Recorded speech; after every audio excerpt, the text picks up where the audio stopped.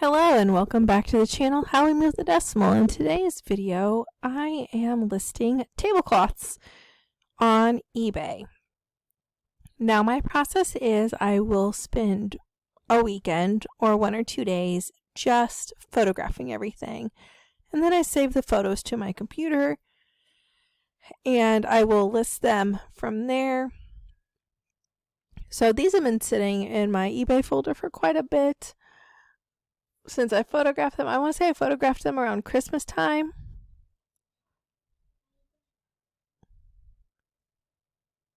So I photographed these around Christmas time and it is July.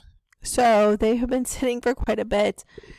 And those of you that have watched my videos know my ongoing struggle with, not listing anything in May and June, being pretty active in in January and February, but really having a lull in May and June. I got all of these tablecloths at an estate sale auction online. One of our local auction houses went online when COVID started, and I guess they found it very profitable. I like it. It's super easy for me when they go online because you can see the pictures of everything. It's live bidding. They're usually open for a week and open for bidding for 3 to 4 days of that week. So what I like to do is buy like rooms. They don't do this a lot, and they won't sell like a whole bedroom or like a whole living room or something, but I'll buy full linen closet. So this whole closet or this whole bathroom. And I think that's kind of like the auctioneers getting a little agitated with all the amount of stuff, because I find I do that a lot with eBay too. I start listing things in larger lots when they're so numerous and I'm sick of dealing with them. So with this, I always look and see if they're going to have full closets. Now they were getting a little weird and they were selling like shelf by shelf of closets, and I wasn't crazy into that. But I did like buying a whole closet. So I recently, in one of my last, when I say recently, I'm saying like November of last year, I bought a whole closet that had a whole bunch of slides in the bottom of it. A lot of people didn't realize it had slides. They were pretty far back, but I saw the slide projector and then a bunch of boxes behind that were unlabeled, and I assumed they were slides, so that's why I bought the whole closet. Well, all of these tablecloths came from one estate sale, and they came from one closet. And oddly enough, it was the closet in the living room. So what we would consider like a foyer closet or a coat closet or something just had hundreds of tablecloths in it. Tablecloths were hanging from hangers. Tablecloths were zipped up in bags on shelves. Tablecloths were all over the bottom in laundry baskets. I think I probably pulled around 50 tablecloths out of that lot. And I found roughly 19 that I think are listable. They didn't have snags. They didn't have stains. This lady really took care of her tablecloths, but unfortunately a lot of them were pretty damaged beyond like repair. And I know a lot of people wouldn't want to buy a tablecloth like that, so they just got donated. Now, I don't know what you guys have in your local area, but our local animal control, our animal shelter, will take tablecloths that are cotton. So I had several cotton tablecloths that I took to them. I did not take the synthetic. I did not take the polyester. But the cotton ones I could not sell, I did take to the animal shelter, along with, I had some sheets and some blankets and stuff that were not sellable that I also got from that lot. I do wash everything first just to see if I can get the stains out of it, or the smell, or whatever reason that I wouldn't. I always wash items, so I did not donate dirty, stained items to animal control. But ours will take cotton tablecloths. They will not take like a vinyl tablecloth or even a polyester tablecloth, but they will take a cotton. So if you do donate things to your local animal control, you can see if they take tablecloths on top of blankets and towels, as long as they are cotton. And honestly, there's not a huge difference between a light blanket and a cotton tablecloth. So I could see kind of why they do that. But A lot of these tablecloths are very heavy and are going to have to go priority. The ornate tablecloth at the very beginning of this video actually weighs 4 pounds. It is so heavy. And I have to ship it priority. I can't even fold it enough to put it in a flat rate, a padded flat rate. It doesn't fit. It is so large. And it's not large in like table size large. It's just so thick and bulky. It's the weight of a tapestry. And honestly, again, it reminds me more of a tapestry than a tablecloth. It is so large and heavy. And I have another one just like that in like a green color that's also super heavy, which is unfortunate because that's a lot of shipping for the buyers. We're also going to have a shipping change soon. So July 9th, USPS is changing their first class shipping, so be aware of that. They're renaming it. I don't know if this is going to affect shipping, like business rules you have.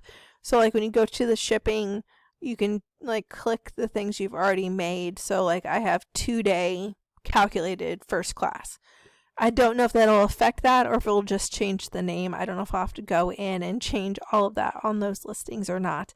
So be aware of that. That could be an issue. I'm not going to scream Chicken Little and say, oh my God, it's going to be so horrible. I don't know, but watch out for that. See if it changes your business policies when it comes to shipping, if you have them specific with the name in it. But back to auctions. This weekend, I went to an auction with my husband and my in-laws and all 3 of my children because I apparently like stress and anxiety. They were doing rack wagons only. I really like rack wagon auctions, but it was insufferable and we left after 2 hours. And I didn't buy a single thing. The rack wagon I wanted to get to, he never got to. The auctioneer did not get to it by the time I left 2 hours later. And it wasn't like amazing things on there anyway. It was more like, if I'm going to be here, I would pick that up. And a lot of it was for myself. It wasn't even to resell. So we decided just to leave. It wasn't worth waiting another hour and a half just for him to get to that rack wagon. But he's normally so much faster. He would normally do like pallets or lots. So like everything in this box and starting at $1. He was pulling items out of boxes. It was taking so long. There was 8 rack wagons, a ground area that had like shovels, rakes, appliances, all that stuff, and then an indoor garage area that had furniture. And what I wanted was in the very last rack wagon, and he had still not gotten to it. He had gotten about halfway through when I left at 2 hours. My kids were restless. I was restless. It was hot. It was muggy. It just wasn't really worth it, unfortunately. So I wasted 2.5 hours. And that happens to us sometimes, you know, or you're driving around and going through a bunch of thrift stores and you don't find anything, or you find one thing. So it happened. It was also the first live auction I have been to. Now my husband has been to some since COVID. I have not. So since 2020, actually 2019, because he doesn't do auctions in the winter. So since 2019, this was the very first actual live auction I had went to since 2019. I was spoiled by the online auctions that so they're competing auctioneers too. It's not the same auctioneer. I'm kind of spoiled by the online auctions that have been going on at the other auction house. I bid it online. I go and pick it up. Now, picking up can be a pain in the ass, and a lot of times my husband goes and does it because it's usually heavy things. I've picked it up a couple times. Unfortunately, the last time I went and picked it up in person, I had just had hand surgery and couldn't lift anything with my dominant arm, which was unfortunate because I had 6 huge 35-gallon tubs full, overflowing of stuff. So I think I kind of made the auctioneer angry. She was patient with me, but she was getting kind of sniffy because they only take you in one at a time. And I was running into another person's time, which I understand. So I was like, just get it all in the front yard and I will, move it to my van in little, little pieces, which is what I was doing. I was moving little pieces here and there. And I got it in. It took me what would probably take my husband 15 minutes. It took me about an hour to do, but it did happen. And normally he would pick it up, but he unfortunately had a scheduling conflict, so I went and picked it up. It all fit in the van. It just took a very long time because I could not use my dominant arm. But it spoiled me, and I like being able to leisurely stroll through things. I don't like, and again, I was talking to my husband about this. He doesn't mind it because people don't crowd him. People crowd me. I don't know if it's a smaller person. I don't know if it's a female thing.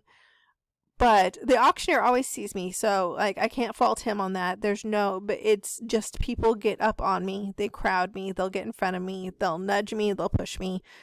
So, but they don't do that to him. Granted, he is a 6-foot tall male that's, not small in stature. But we always joke that he attracts crazy people too, but that's another story. I am spoiled by the online auction. I don't know if I need to go back to the in-person auction. Not gonna lie, I was not like, man, I really missed this. I was like, ooh, the kids are going crazy. It's hot. People are touching me. It just wasn't my thing. Thank you for watching my video. Please like and subscribe and have a wonderful day.